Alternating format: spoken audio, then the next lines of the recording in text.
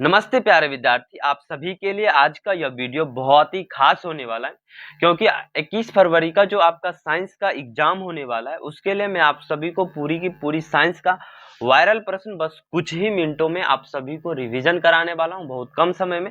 तो प्लीज आप वीडियो को लास्ट तक जरूर देखना। यदि आपने अभी तक चैनल को सब्सक्राइब नहीं किया है तो चैनल को सब्सक्राइब कर लेना और साथ में वीडियो को लाइक भी जरूर कर देना। एक चीज और, आप जो एग्जाम से निकलने के बाद वो ऑब्जेक्टिव का आंसर की मिलाते हैं वो भी आपको इस चैनल पे देखने को मिलेगा, वो भी सबसे पहले सटीक और सबसे फास्ट। तो आप चैनल को अभी के अभी सब्सक्राइब कर लेना। अब हम बढ़ते हैं पहले प्रश्न की ओर। पहला प्रश्न है कि किशोरावस्था में होने वाले परिवर्तन को क्या कहते हैं या कहते हैं। तो किशोरावस्था में होने वाले परिवर्तन को हम प्यूबर्टी कहते हैं। दूसरा प्रश्न है हार्मोन जो किशोरों में यौवन आरंभ के लक्षणों को नियंत्रित करता है उसे क्या कहते हैं। तो टेस्टोस्टेरोन कहते हैं। अगला प्रश्न, अग्नाशय से कौन सा हार्मोन स्रावित होता है। तो अग्नाशय से इंसुलिन स्रावित होता है। ऑप्शन डी आपका सही आंसर होगा। अगला प्रश्न है सजीव जीवधारियों द्वारा किस प्रकार की नाइट्रोजनी पदार्थों का उत्सर्जन होता है। उत्सर्जन, नाइट्रोजनी पदार्थों का उत्सर्जन होता है। तो यूरिया का भी होता है जो कि मूत्राशय के द्वारा, अमोनिया का भी होता है, यूरिक अम्ल का भी हम सब उत्सर्जन करते हैं। तो यानी कि इसमें हो जाएगा कि इनमें से सभी। ऑप्शन डी आपका सही आंसर होगा। अगला प्रश्न है वृक्क सहायता प्रदान करती है। तो वृक्क उत्सर्जन में हमें सहायता प्रदान करती है। अगला प्रश्न है निम्नलिखित में से कौन मनुष्य का एक उत्सर्जी अंग है। तो निम्नलिखित में से कौन मनुष्य का एक उत्सर्जी अंग नहीं है तो अग्नाशय हो जाएगा। फेफड़ा के द्वारा हम सब सांस छोड़ते हैं, यानी कि उत्सर्जी अंग का मतलब हुआ कि कुछ ना कुछ उसके द्वारा हम बाहर छोड़ते हैं। वृक्क के द्वारा मूत्राशय मूत्र निकलती है, त्वचा के द्वारा पसीना को हम छोड़ते हैं। तो इसमें हो जाएगा ऑप्शन सी आपका सही आंसर। अगला प्रश्न है पादप हार्मोन का एक उदाहरण है। तो पादप हार्मोन IAA एक पादप हार्मोन है। अगला प्रश्न है खुला परिवहन तंत्र पाया जाता है। खुला परिवहन तंत्र पाया जाता है किसमें। तो तितली में। किसमें पाया जाता है। तितली में। अगला प्रश्न है सबसे छोटी अंतःस्रावी ग्रंथि है। सबसे छोटी अंतःस्रावी ग्रंथि कौन सा है। तो ये हो जाएगा आपका पीनियल। कौन सा। तो पीनियल। अगला प्रश्न सिनेप्टिक नॉब्स पाया जाता है। सिनेप्टिक नॉब्स पाया जाता है किसमें पाया जाता है। तो ये न्यूरॉन में पाया जाता है। अगला प्रश्न कहता है थायरोक्सिन हार्मोन के संश्लेषण में किसका होना आवश्यक है। थायरोक्सिन हार्मोन के संश्लेषण में आयोडीन का होना आवश्यक होता है। अगला प्रश्न कहता है कि फल पकाने वाला हार्मोन है एथिलीन। फल पकाने वाला हार्मोन कौन सा है। तो एथिलीन। मनुष्य के कपाल तंत्रिकाओं की संख्या होती है। तो 12 जोड़ी मनुष्य के कपाल तंत्रिकाओं की संख्या होती है। उसके आगे प्रश्न है मस्तिष्क का कौन सा भाग गंध पहचानने का केंद्र है। मस्तिष्क का कौन सा भाग गंध पहचानने का तंत्र केंद्र है। तो ये हो जाएगा अग्र मस्तिष्क। मनुष्य शरीर की सबसे बड़ी ग्रंथि कौन सी है। मनुष्य शरीर की सबसे बड़ी ग्रंथि कौन सी है। तो ये आपका लीवर हो जाएगा। लीवर। ग्वाइटर क्या है मनुष्य। हाँ। अगला प्रश्न ग्वाइटर अथवा घेघा रोग पनपता है। ग्वाइटर अथवा घेघा पनपता है किससे। तो आयोडीन की कमी से। कहाँ है ऑप्शन नहीं है यहाँ पे। रक्त की कमी 2 बार लिखा गया तो ये हो जाएगा आयोडीन की कमी से। घेघा या फिर ग्वाइटर रोग पनपता है आयोडीन की कमी से। थायरोक्सिन का स्रावन होता है। थायरोक्सिन का स्रावन होता है तो थायराइड ग्रंथि से। थायराइड से। ठीक है। मानव में डायलिसिस थैली है। मानव में डायलिसिस थैली है नेफ्रॉन। मानव का डायलिसिस थैली है। दांत की सबसे ऊपरी परत क्या कहलाती है। तो दांत की सबसे ऊपरी परत को हम इनामेल कहते हैं। कौन सा पादप नियंत्रक फल बेचने वालों द्वारा उपयोग किया जाता है। कौन सा पादप नियंत्रक फल बेचने वालों द्वारा उपयोग किया जाता है। तो ये हो जाएगा इथाइलिन। कौन सा होगा। तो इथाइलिन। वह संरचना जो उद्दीपन की पहचान कराती है कहलाती है। वह संरचना जो उद्दीपन की पहचान कराती है क्या कहलाती है? तो ग्राही कहलाती है। निम्नलिखित में से कौन सी अंतःस्रावी और बाह्यस्रावी ग्रंथि दो प्रकार की होती है? निम्नलिखित में से कौन अंतःस्रावी और बाह्यस्रावी ग्रंथि दो प्रकार की होती है? तो अग्नाशय दो प्रकार के होते हैं। कौन सी अंतःस्रावी ग्रंथि वृक्क के दोनों ओर ऊपर स्थित होती है? कौन सी अंतःस्रावी ग्रंथि वृक्क के दोनों ओर ऊपर स्थित होती है? तो ये हो जाएगा अग्नाशय। अग्नाशय इसमें है, हाँ अग्नाशय, ठीक है। अग्नाशय नहीं, एड्रिनल होगा, एड्रिनल। अगला प्रश्न, निम्न में से कौन सा संवेदी ग्राही नहीं है? निम्न में से कौन सा संवेदी ग्राही नहीं है? निम्न में से कौन सा संवेदी ग्राही नहीं है? तो ये हो जाएगा दिमाग। कौन नहीं है? तो दिमाग। अगला प्रश्न, जीवों में ध्वनि ग्रहण करने की संवेदी अंग है। जीवों में ध्वनि ग्रहण करने की संवेदी अंग है श्रवणग्राही। कौन सा? तो श्रवणग्राही। अगला प्रश्न, वृक्कों के ऊपर स्थित अंतःस्रावी ग्रंथि है। वृक्कों के ऊपर स्थित अंतःस्रावी ग्रंथि है, ये हो जाएगा अधिवृक्क ग्रंथि। कौन सा? अधिवृक्क ग्रंथि। अगला प्रश्न कहता है एड्रिनल हार्मोन स्रावित होता है। एड्रिनल हार्मोन स्रावित होता है अधिवृक्क से। कहां से स्रावित होता है? तो अधिवृक्क से। अगला प्रश्न है मेरुरज्जु निकलता है। मेरुरज्जु कहां से निकलता है? तो मेरुरज्जु मेडुला से निकलता है। आगे की प्रश्न कहता है निम्नलिखित में से कौन गैसीय अवस्था में पाया जाता है? निम्नलिखित में से कौन गैसीय अवस्था में पाया जाता है? तो ये हो जाएगा एथाइलिन। कौन पाया जाता है? तो एथाइलिन। अगला प्रश्न है निम्नलिखित में से कौन सा पादप हार्मोन है? यह प्रश्न 16 में भी पूछा गया था, 2019 में भी पूछा गया था। कहता है कि निम्नलिखित में से कौन सा पादप हार्मोन है? तो ये हो जाएगा आपका साइटोकाइनिन। कौन है? तो साइटोकाइनिन। अगला प्रश्न, आप 35 सवाल अभी तक कर चुके हैं। कहता है कि दो तंत्रिका कोशिकाओं के मध्य खाली स्थान को क्या कहते हैं? तो इसे कहते हैं सिनेप्टिक दरार या फिर सिनेप्स भी कहते हैं। यदि आपको कहीं सिनेप्स लिखा हुआ मिल जाए तो उसे हम सिनेप्स भी कहते हैं। दो तंत्रिका कोशिकाओं के मध्य खाली स्थान को हम सिनेप्टिक दरार या फिर सिनेप्स भी कहते हैं।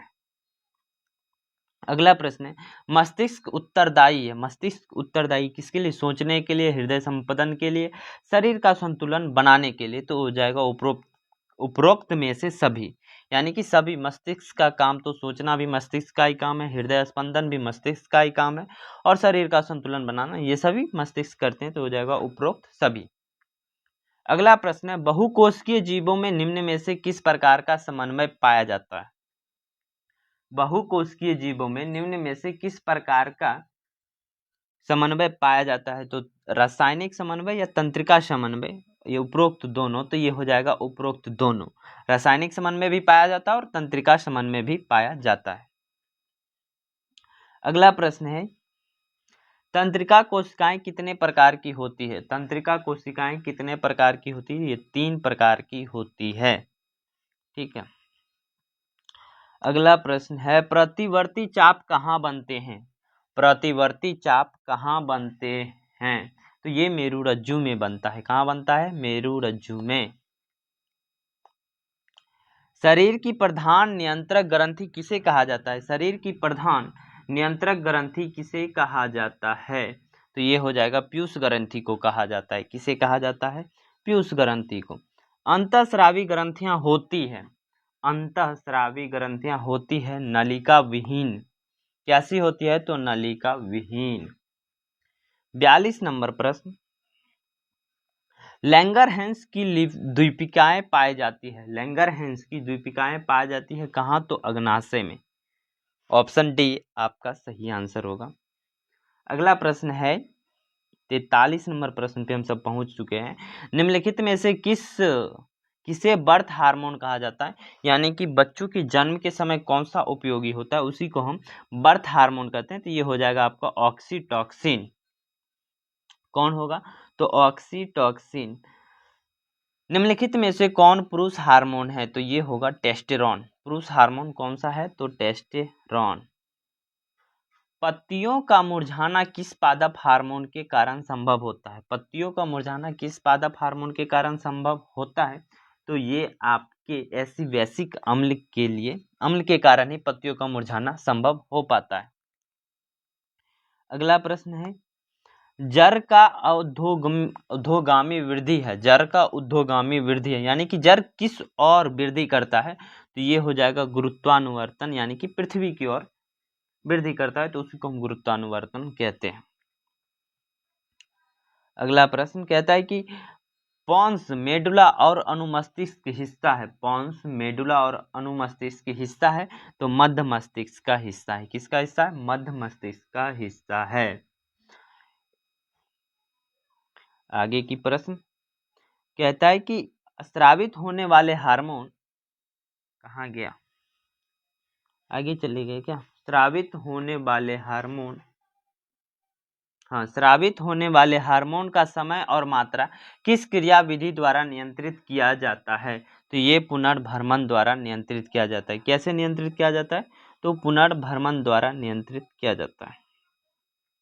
प्रश्न है, निम्नलिखित में से कौन अनैच्छिक क्रिया है? निम्नलिखित में से कौन सा अनैच्छिक क्रिया है, यानी कि आपके इच्छा के उल्टा चलता है?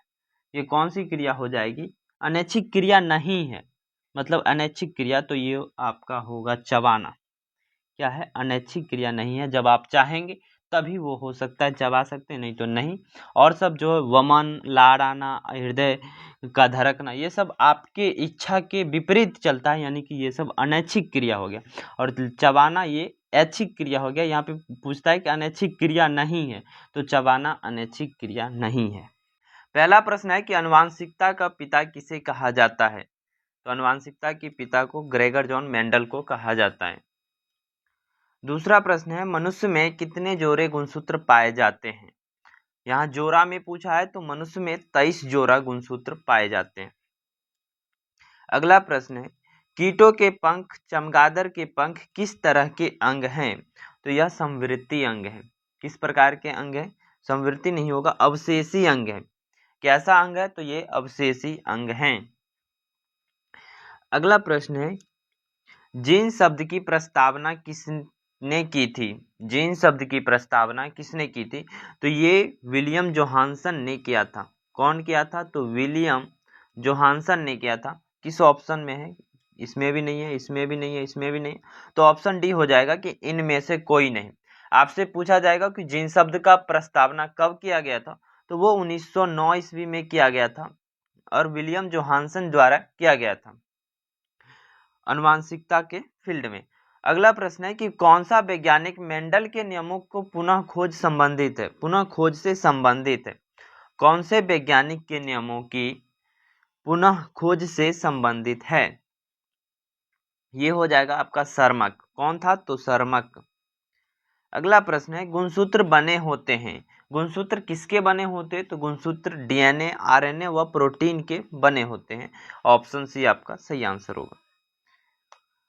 अगला प्रश्न है, कोशिका में अनुवांशिक पदार्थ है। कोशिका में अनुवांशिक पदार्थ है, तो वो हो जाएगा डीएनए, जिससे हम पीढ़ी दर पीढ़ी का खोज कर पाते हैं।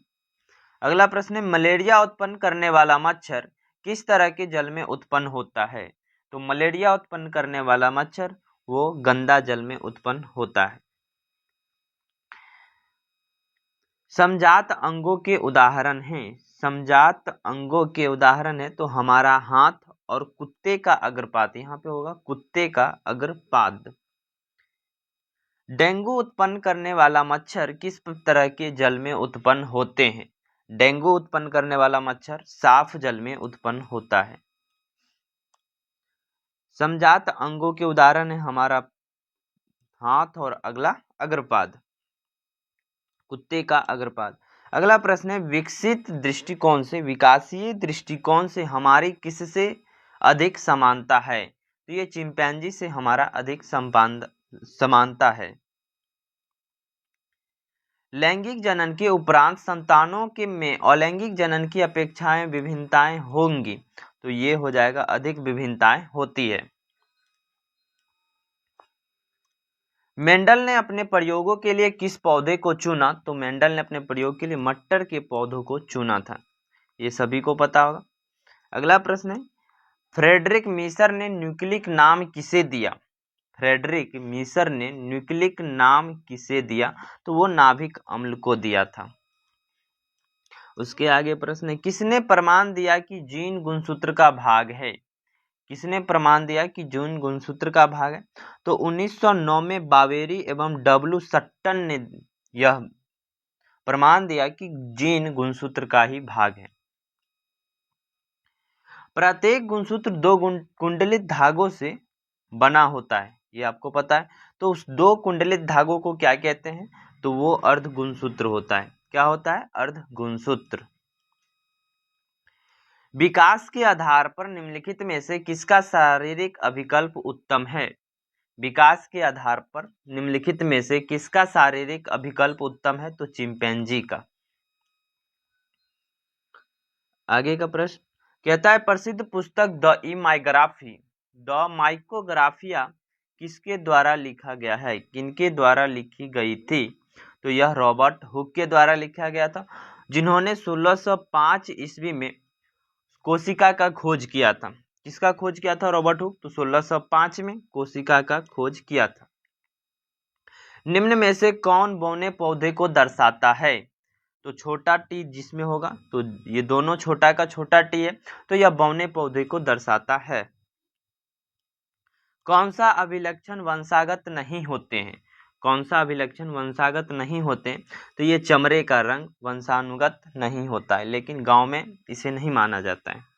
ठीक है, कहते हैं जैसा जनक की चमड़ी का रंग होगा वैसा ही उनके बच्चों का भी रंग होगा। द्विसंकर क्रॉस के फलस्वरूप उत्पन्न पौधों को फिनोटाइप अनुपात था। द्विसंकर क्रॉस के फलस्वरूप उत्पन्न पौधों का फिनोटाइप अनुपात था, तो 9:3, 3:1। अगला प्रश्न है, स्त्रियों में लिंग गुणसूत्र होते हैं। स्त्रियों में लिंग गुणसूत्र होता है तो एक्स वाई। कौन कौन सा होता है? एक्स और वाई।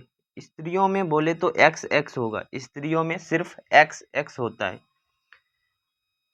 अगला प्रश्न है, पुरुषों में लिंग गुणसूत्र होते हैं, तो पुरुषों में हो जाएगा एक्स वाई। पुरुष में एक्स वाई और स्त्री में एक्स एक्स होता है। अगला प्रश्न है, प्राकृतिक वरण द्वारा जैव विकास के सिद्धांत की परिकल्पना किनके द्वारा दिया गया था? प्राकृतिक वरण द्वारा जैव विकास की सिद्धांत का परिकल्पना डार्विन के द्वारा दिया गया था। किसके द्वारा दिया गया? तो डार्विन के द्वारा। सभी क्वेश्चंस बहुत ही ज्यादा इंपॉर्टेंट है, तो आप अच्छे से याद करके जाएं। यहाँ पे मैंने लिखा है पढ़ लो कहीं से, एग्जाम में प्रश्न आएगा यहीं से। या मैंने केवल लिखा नहीं है, या क्वेश्चंस को बनाने के पीछे की मेहनत है कि मैंने इतने अच्छे से ढूंढ के क्वेश्चंस लाया, जो कि बार बार हर साल पूछा जाता है, दोहराता है। तो वही सारे प्रश्न है, तो सभी प्रश्न भिविया हैं, तो आप अच्छे से याद कर लें इसे। कहता है मनुष्य का वैज्ञानिक नाम है, मनुष्य का वैज्ञानिक नाम होमोसेपियंस है, ये भी आपको पता ही होगा। ठीक है, मानव का उद्भव कहाँ हुआ था? मानव का उद्भव कहाँ हुआ था? तो ये अफ्रीका में हुआ था। अगला प्रश्न है, मगदर नहीं होगा, चमगादड़। चमगादड़ एवं, यहाँ से चौ लिख दो, चमगादड़ एवं पक्षी के पंख किस प्रकार के अंग हैं? तो चमगादड़ एवं पक्षी के पंख समरूप अंग हैं। किस प्रकार के अंग हैं? समरूप अंग हैं। वंशागत नियमों का प्रतिपादन किसने किया? वंशानुगत नियमों का प्रतिपादन ग्रेगर जॉन मेंडल ने किया था। कान के निचले हिस्से को कहते हैं कनपाली। क्या कहते हैं? तो कनपाली। जैव विकास को सर्वप्रथम किसने समझाया? जैव विकास को सर्वप्रथम किसने समझाया? तो लामार्क ने। विभिन्नताएं कितने प्रकार की होती है? विभिन्नताएं कितने प्रकार की होती है? तो ये 2 प्रकार की होती है। जीन प्रारूप तथा वातावरणीय दशाओं द्वारा निर्धारित वैसे अनुवांशिक लक्षण या विशेषक जो स्पष्ट रूप से दिखाई देते हैं कहलाता है, वो जीनोटाइप कहलाता है। क्या कहलाता है? तो जीनोटाइप। जीनोटाइप नहीं, लक्षण या फिनोटाइप। लक्षण, प्रारूप या फिनोटाइप। जीनोटाइप अलग है, ये हो जाएगा लक्षण, प्रारूप या फेनोटाइप, जो प्रत्यक्ष रूप से दिखता है। ग्रेगर जॉन मेंडल व्यक्तिगत जीवन में क्या थे? ग्रेगर जॉन मेंडल व्यक्तिगत जीवन में क्या थे? तो वो पादरी थे। ऑप्शन सी आपका सही आंसर होगा। मेंडल ने जनक पीढ़ी को किस लेटर से सूचित किया था?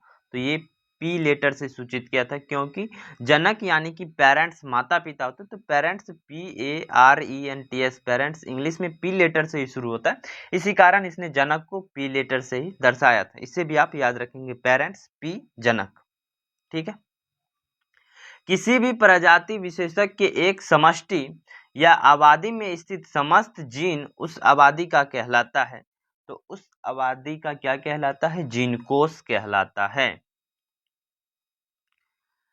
जाति उद्भवन उन जीवों में होता है जिसमें लैंगिक जनन होता है, यानी कि हम सब में, मानव में या फिर बहुत सारे जानवर में भी, जैसे गाय, भैंस, सब में लैंगिक जनन होता है।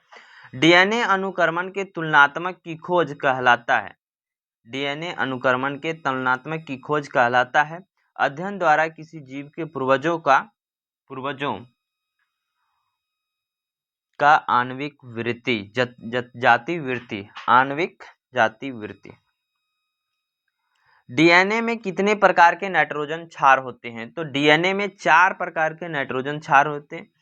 कौन कौन सा? तो ए से एडेनिन, जी से गुआनिन, टी से थाइमिन और सी से साइटोसिन। कौन कौन सा होता है? 4। डीएनए में 4 प्रकार के नाइट्रोजन क्षारक होते हैं, एडेनिन, गुआनिन, थाइमिन और साइटोसिन होता है। अगला प्रश्न है, द ओरिजिन ऑफ स्पीसीज नामक पुस्तक के लेखक कौन है? द ओरिजिन ऑफ स्पीसीज नामक पुस्तक के लेखक कौन है? तो ये हो जाएगा डार्विन। डार्विन साहब थे। किसी जीव की जीनी संरचना कहलाता है। किसी जीव की जीनी संरचना क्या कहलाता है? तो ये जीन प्रारूप या जीनोटाइप। क्या कहलाता है? जीन प्रारूप या जीनोटाइप कहलाता है। निम्नलिखित में से कौन गुरुत्वानुवर्तन का उदाहरण है? निम्नलिखित में से कौन गुरुत्वानुवर्तन का उदाहरण है? गुरुत्वानुवर्तन यानी कि जमीन की ओर, तो जड़ का वृद्धि जो होता है वो जमीन की ओर होता है, तो इसको गुरुत्वानुवर्तन होते हैं। ऑप्शन बी आपका सही आंसर होगा। आगे की प्रश्न को ध्यान देंगे। निम्नलिखित में से किसको जीव विज्ञान का पिता कहा जाता है? ये मैंने आपको पोल के माध्यम से भी पूछा था। तो जीव विज्ञान का पिता अरस्तु को कहा जाता है। किसको कहा जाता है? जीव विज्ञान का पिता अरस्तु को। ग्रेगर जॉन मेंडल, ये अनुवांशिकता का पिता इसे कहा जाता है, ग्रेगर जॉन मेंडल को। न्यूक्लियस शब्द किनके द्वारा दी गई थी? न्यूक्लियस शब्द किनके द्वारा दी गई थी? तो न्यूक्लियस शब्द ये रॉबर्ट बिरचो के द्वारा दिया गया था। न्यूक्लियस शब्द किसने दिया था? तो रॉबर्ट बिरचो ने दिया था।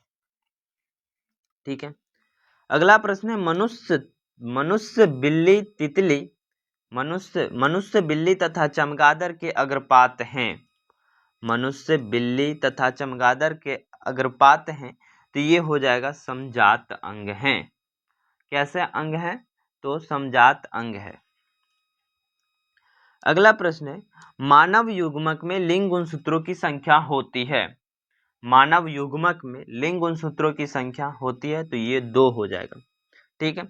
यदि नर युग्मक में पूछता तो नर में भी 2, लेकिन मादा युग्मक में पूछता है कि लिंग गुणसूत्रों की संख्या कितनी होती है, तो मादा युग्मक में मात्र 1 लिंग गुणसूत्र होती है। ठीक है। अगला और लास्ट प्रश्न है, हमें उम्मीद है कि यहाँ तक आपको बहुत सारा प्रश्न कराया गया, समझ में भी आया होगा। कहता है कि जीवों की उत्पत्ति के पहले पृथ्वी पर निम्नलिखित में से क्या नहीं था? तो क्या नहीं था जीवों की उत्पत्ति से पहले? निम्नलिखित में से पृथ्वी पर क्या नहीं था?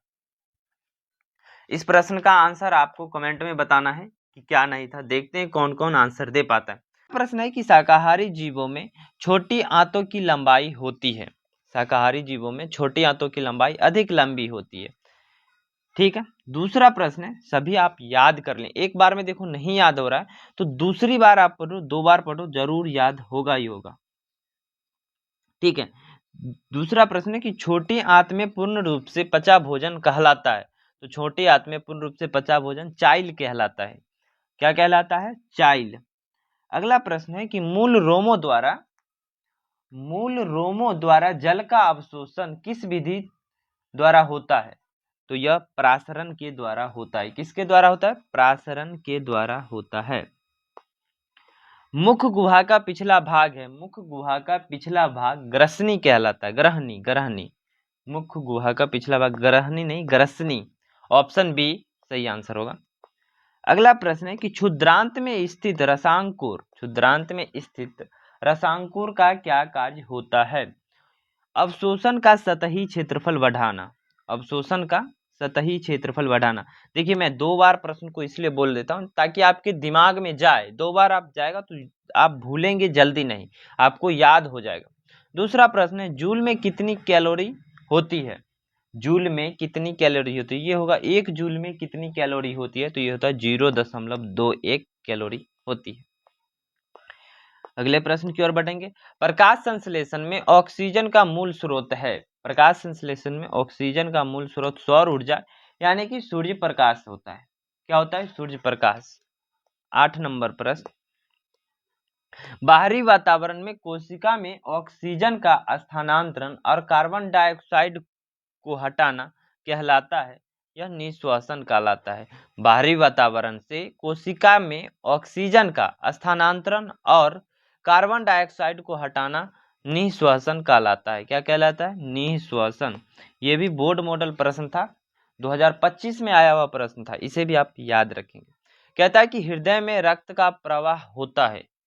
हृदय में रक्त का प्रवाह होता है बाएं अलिंद से बाएं निलय की ओर और दाएं अलिंद से दाएं निलय की ओर, यानी कि ये हो जाएगा ए और बी दोनों। कैसे होता है? तो बाएं अलिंद से बाएं निलय में जाता है और दाएं अलिंद से दाएं निलय में जाता है हृदय से रक्त का प्रवाह का मतलब होता है धारा, दौड़, किधर से किधर की ओर जाता है। अगला प्रश्न है, उच्च रक्तचाप की अवस्था को कहते हैं। उच्च रक्तचाप की अवस्था को क्या कहते हैं? तो हाइपरटेंशन। उच्च हाइपरटेंशन, इससे भी आप याद रखेंगे। उच्च रक्तचाप की जब अवस्था होती है तो हाइपरटेंशन में कोई भी व्यक्ति चला जाता है। आगे का प्रश्न है, कौन सा रक्त समूह यूनिवर्सल डोनर कहलाता है? यानी यूनिवर्सल डोनर का मतलब हुआ कि वो किसी को भी रक्त दे सकता है। तो ओ जिसका भी रक्त समूह होगा, जिसका भी ब्लड ग्रुप ओ होगा, वह किसी को भी रक्त दे सकता है, ब्लड दे सकता है। प्लाज्मा में के अलावा रक्त में निम्नलिखित में से क्या पाया जाता है? प्लाज्मा के अलावा रक्त में निम्नलिखित में से क्या पाया जाता है? श्वेत रक्त कोशिका पाया जाता है, लाल रक्त कोशिका पाया जाता है, रक्त पट्टिकाणु पाया जाता है। तो इनमें से हो जाएगा सभी। क्या क्या पाया जाता है? तो अब आपसे बोले कि रक्त में क्या क्या पाया जाता है, उसका 4 नाम बताइए। तो पहला आप बता सकते हैं कि प्लाज्मा पाया जाता है, दूसरा श्वेत रक्त कणिका पाया जाता है, तीसरा लाल रक्त कोशिकाएं पाई जाती है, चौथा रक्त पट्टिकाणु भी पाया जाता है। देखो ये रक्त कणिका या कोशिका बोलो आप सेम है, कणिका भी बोल सकते हैं। अगला प्रश्न है कि दोहरा परिसंचरण नहीं पाया जाता है। दोहरा परिसंचरण नहीं पाया जाता है किसमें? तो मछली में। मछली सिर्फ जल में ही श्वसन कर सकती है, न कि जैसे कि मेढक होता है। मेढक जल के अंदर भी रहता है और धरती पर भी रहता है। तो इसमें दोहरा परिसंचरण हुआ, यानी कि वह 2 जगह श्वास ले सकता है। अगला प्रश्न, ग्लूकोज का पुनर्श्वसन कहाँ होता है? ग्लूकोज का पुनर्श्वसन कहाँ होता है? तो ये हो जाएगा आपको पीसीटी में। कहाँ पे होता है? तो पीसीटी ऑप्शन ए में ग्लूकोज का पुनर्श्वसन होता है पीसीटी में। यूरिया रक्त में कहाँ से प्रवेश करता है? ठीक है, यूरिया जो कि हम लोग यूरिन के माध्यम से डिस्चार्ज करते हैं। कैसे डिस्चार्ज करते हैं? तो यूरिन के माध्यम से हम लोग डिस्चार्ज करते हैं। तो ये कैसे हमारे यूरिया जो है वो रक्त में कैसे प्रवेश करता है? तो यह यकृत से प्रवेश करता है, जिसको हम लीवर कहते हैं, यकृत के द्वारा प्रवेश करता है। अगला प्रश्न है कि विभिन्न क्रियाओं के फलस्वरूप बने हानिकारक पदार्थों को शरीर से बाहर निकालने के तंत्र को कहते हैं, क्या कहते हैं? तो उत्सर्जन तंत्र कहते हैं। क्या कहते हैं? उत्सर्जन तंत्र। जो भी चीजें गलत चीजें, मतलब कि यहाँ पे लिखा है हानिकारक पदार्थों का हम लोग क्या करते हैं? डिस्चार्ज करते हैं, तो उसी को हम कहते हैं उत्सर्जन तंत्र। बबूल के पौधों में मुख्यतः कौन सा उत्सर्जी पदार्थ होता है? बबूल के पौधों में मुख्यतः कौन सा उत्सर्जी पदार्थ होता है? तो ये होता है गोंद। आप बबूल का पौधा देखे होंगे तो उस पर बाहर की ओर जब छाल पे देखेंगे तो बाहर की ओर एक चिपचिपा पदार्थ निकलता है, जो कि गोंद ही होता है। बहुत सारे पेड़ों में सब प्रकार के निकलते हैं। अगला प्रश्न है कि प्रोटोजोआ उत्सर्जी पदार्थों का निष्कासन कैसे करता है? प्रोटोजोआ उत्सर्जी पदार्थों का निष्कासन कैसे करता है? तो ये हो जाएगा विसरण द्वारा। कैसे करता है? विसरण के द्वारा। अगला प्रश्न, परजीवी पौधों का एक उदाहरण है। परजीवी पौधों का एक उदाहरण है, तो अमरबेल एक परजीवी पौधा है। इसका मतलब हुआ कि वह दूसरों के सहारा रहता है। परजीवी को आप देखेंगे अमरबेल बबूल के पेड़ पर भी रहता है।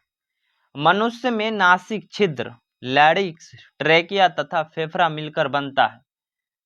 फेफड़ा मिलकर, ये सभी फेफड़ा से श्वास लेते हैं, ट्रेकिया भी श्वास लेने से में हमें सहयोग देती है, तो ये हो जाएगा श्वसन तंत्र। ये सभी मिलके क्या बनता है? श्वसन तंत्र। पौधों के वायवीय भागों से जल का स्टोमाटा द्वारा वाष्प के रूप में निष्कासन क्या कहलाता है? पौधों के वायवीय भागों से जल का स्टोमाटा द्वारा वाष्प के रूप में निष्कासन ये क्या कहलाता है? तो ये वाष्पोत्सर्जन कहलाता है। अगला प्रश्न, एटीपी में फास्फेट की संख्या कितनी होती है? एटीपी में फास्फेट की संख्या कितनी होती है? तो ये हो जाएगा 3। कितनी फास्फेट होते हैं? तो 3। कोशिकीय ईंधन निम्नलिखित में से कौन है? ग्लूकोज एक कोशिकीय ईंधन है। ऑप्शन बी आपका सही आंसर है। निम्नलिखित में से कौन रक्त का थक्का जमने में उत्तरदायी है? जमने के लिए उत्तरदायी है। निम्नलिखित में से कौन रक्त का थक्का जमने के लिए उत्तरदायी है? तो ये हो जाएगा रक्त विषाणु। कौन? तो रक्त विषाणु। अगला प्रश्न है, स्वस्थ व्यक्ति का सिस्टोलिक रक्तचाप होता है। स्वस्थ व्यक्ति का सिस्टोलिक रक्तचाप होता है 120 mmHg। 120 mmHg। ऑक्सीजन के परिवहन के लिए जिम्मेदार रक्त का घटक है। ऑक्सीजन के परिवहन के लिए जिम्मेदार रक्त घटक हो जाएगा आरबीसी। कौन? आरबीसी। ये सभी बोर्ड मॉडल क्वेश्चन है, यानी कि बोर्ड में पूछा गया क्वेश्चन है। सभी क्वेश्चन जब आप पिछले क्वेश्चन बैंक देखे होंगे तो वहीं से सब प्रश्न लिया गया। ये सभी वीवीआई प्रश्न है, ठीक है। अगला प्रश्न है कि कामरूप परिशेषिका किसका हिस्सा है? तो ये आहार नाल का हिस्सा है। किसका हिस्सा है? आहार नाल का। प्रकाश की ओर प्ररोह की गति क्या कहलाती? प्रकाश की ओर तो प्रकाशानुवर्तन। Option D. उसके आगे प्रश्न है, जैव आवर्धन प्रदर्शित करने वाला रसायन है। जैव आवर्धित प्रदर्शित करने वाला रसायन है कौन सा? तो ये हो जाएगा आपका डीडीटी। Option B DDT. जैव आवर्धन प्रदर्शित करने वाला रसायन डीडीटी है। रंध्र का मुख्य कार्य क्या है? रंध्र का मुख्य कार्य क्या है? तो गैसों का विनिमय एवं वाष्पोत्सर्जन जो होता है वह किसके द्वारा होता है? तो रंध्र के द्वारा ही होता है, या फिर प्रकाश संश्लेषण में भी रंध्र सहायक होता है, ठीक है। पौधों के उत्सर्जी पदार्थ हैं। पौधों के उत्सर्जित पदार्थ टैनिन ये भी है, गोंद ये भी है, रेजिन ये भी है, यानी कि इनमें से सभी पौधों के उत्सर्जी पदार्थ हैं। अगला प्रश्न है कि कूटपाद किसमें पाया जाता है? कूटपाद किसमें पाया जाता है? तो ये अमीबा में पाया जाता है, जिसके द्वारा वह अपना भोजन ग्रहण करता है। आपसे प्रश्न पूछे कि अमीबा किसकी सहायता से भोजन ग्रहण करता है, तो ये भी आप लिख सकते हैं कि कूटपाद की सहायता से भोजन ग्रहण करता है। एक क्वेश्चन में मैंने आपको दो क्वेश्चन का आंसर बता दिया, ठीक है।